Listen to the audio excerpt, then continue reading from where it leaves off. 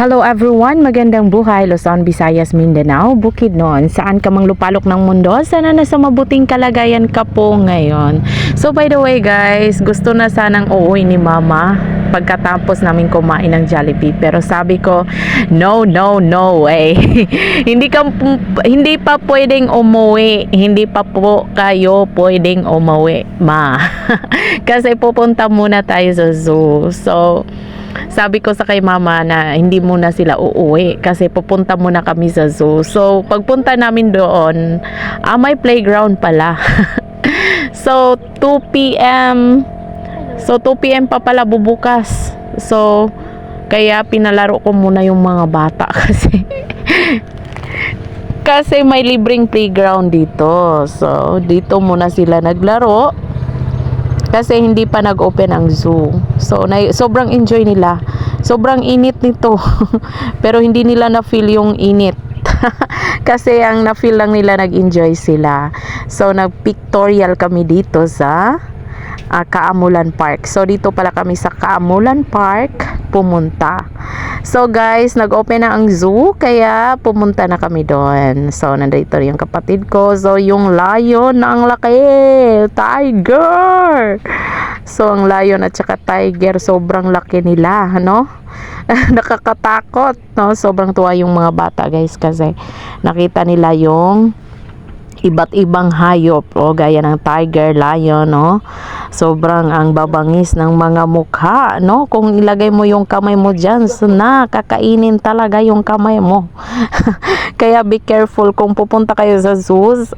Dapat ingatan yung mga bata, dapat tingnan nyo talaga kasi baka mapaano. O diba? So ito, sinama ko si mama at saka yung mga pamangkin ko para mag-enjoy kami kasi mura lang naman yung entrance fee dito. So tingnan nyo guys, ang laki ng ostrich at saka reindeer, yung usa. Tingnan nyo yung usa guys. Super cute niya. Yung usa pala at saka yung yung kanding, yung goat, pareho lang pala silang mukha, pero yung sungay lang iba. So tingnan nyo ang cute ng unggoy. So may baby siya, tingnan nyo. May lalaking unggoy. So may kabayo pa rito. Ang laki ng ahas guys. Nakakatakot yung ahas, yung sawa, ang laki. First time kong makakita ng ganitong sobrang laki na sawa in real life. So sobrang nag-enjoy talaga yung mga anak ko at saka yung pamangkin ko at saka yung kapatid ko at saka yung mama ko. So family bonding time. Si mama talaga, sabi niya may agila daw. So sobrang daming mga ibon dito, iba't ibang klase, pero hindi namin alam kung ano yung ibang pangalan. May pangalan naman pero hindi ko na binasa. Tiningnan ko na lang yung ito.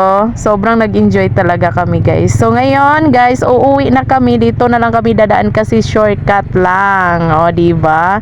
So ganyan lang ang buhay guys. Habang may buhay, may pag-asa. Enjoy lang pag may time. So sobrang happy ko talaga dito guys kasi nabanding ko yung kapatid ko, yung mama ko at saka yung mga pamangkin ko syempre, at saka yung mga anak ko.